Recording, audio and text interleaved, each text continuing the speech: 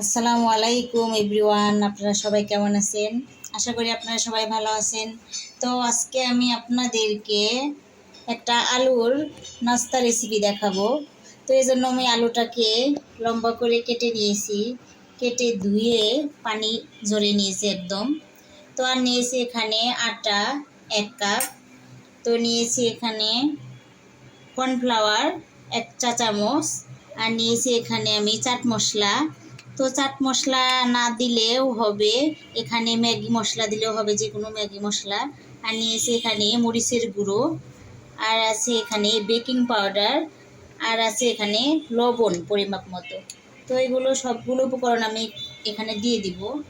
দিয়ে এগুলোকে আমি ভালোভাবে ঘন একটা বাটার তৈরি করে নিব।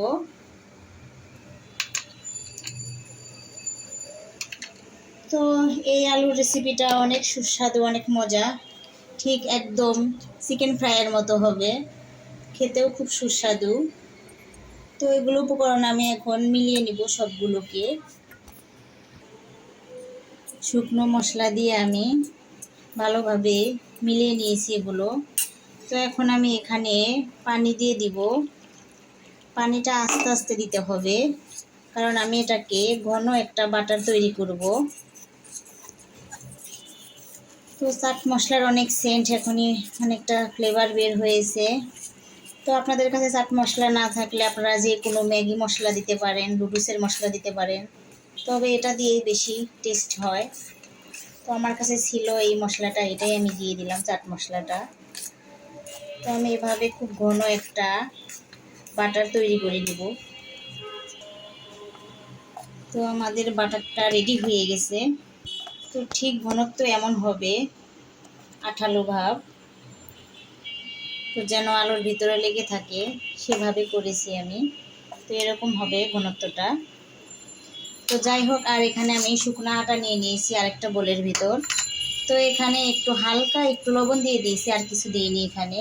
তো এখানে একটু জর্দার রং দিতে পারেন, তাহলে কালারটা সুন্দর আসবে। তো এমনি করলেও সমস্যা নেই, কালারটা অনেক সুন্দর আসে। তো আমি এখন বাটারটাকে 10 মিনিট রেস্টে রেখে দেব। তো আমাদের 10 মিনিট রেস্টে রাখা হয়ে গেছে। তো এখন আমরা আলুগুলোকে এখানে দিয়ে দিব। তো আলুগুলোকে আমরা এখানে মেখে নিব এইভাবে।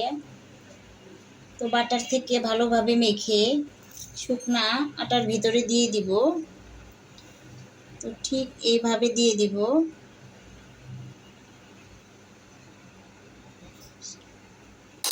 তো এরপর আমি উপর দিয়ে শুকনা আটা দিয়ে আলতোভাবে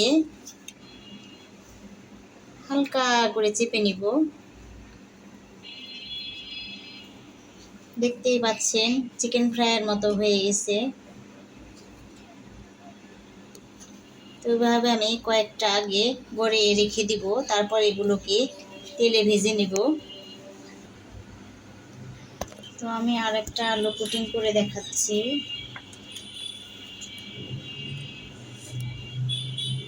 তো ঠিক এইভাবে উল্টে পাল্টে ভরে নিতে হবে আলুটার ভেতর। পরে আমি দিয়ে দিচ্ছি শুকনো আটার ভেতর। তো কোথাও যদি কম হয়ে যায় সেহেতু চামচ দিয়ে আবার একটু ভরে দিয়ে দিবেন, তাহলেই হবে। তারপর উপর দিয়ে এরকম করে শুকনো আটাগুলো দিয়ে দিতে হবে। তো এরপর হালকাভাবে চেপে নিতে হবে একটু।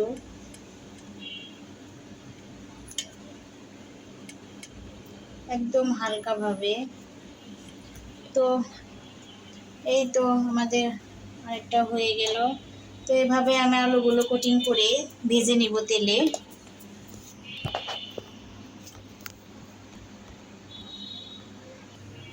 তো কড়াইয়ে আমি তেল দিয়ে দিয়েছি।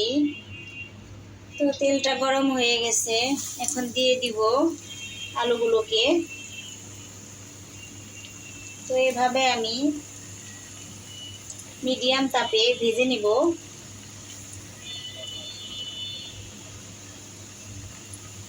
তো আস্তে আস্তে ভাজলে ভিতরের আলুটাও সিদ্ধ হয়ে যাবে। এই জন্য আমি মিডিয়াম তাপে ভেজে নিব।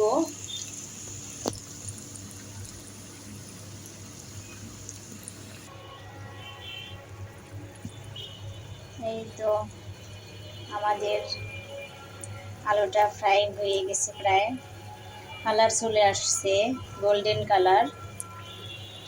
তো আমি কিছুক্ষণের ভিতরে এটা নামিয়ে ফেলবো। তো দেখতেই পাচ্ছেন কতটা সুন্দর দেখাচ্ছে, কেউ বলতেই পারবে না এটা আলু দিয়ে করা। দেখতে পাচ্ছেন কতটা স্টিকি ভাব। তো এই জন্য আমি এই রেসিপিটার নাম দিয়েছি চিকেন ফ্রাইয়ের স্বাদে স্টিক আলু ফ্রাই। তো এগুলোকে আমি এখন তুলে নিব, হয়ে গেছে। ভিতরের আলুটাও ভালোভাবে হয়ে গেছে, দেখতে পাচ্ছেন কতটা সুন্দর। তো এখন আমি পরিবেশন করে তারপর দেখাচ্ছি। তো ভিউয়ার্স দেখতে পাচ্ছেন আমাদের আলু ফ্রাই হয়ে গেছে। তো দেখতে কতটা সুন্দর, তো খেতেও কিন্তু খুব সুস্বাদু। তো এটা সস দিয়ে খেতে খুব ভাল লাগে। তো আপনারা বাসায় একবার হলো ট্রাই করে দেখবেন। তো অবশ্যই বলবেন আসলে খুব ভালো। তো যাই হোক, আজকের মতো ভিডিও এই পর্যন্তই। তো আপনারা সবাই ভালো থাকবেন, সুস্থ থাকবেন, আমার চ্যানেলটিকে সাবস্ক্রাইব করবেন, লাইক করে দিবেন। আল্লাহ হাফেজ।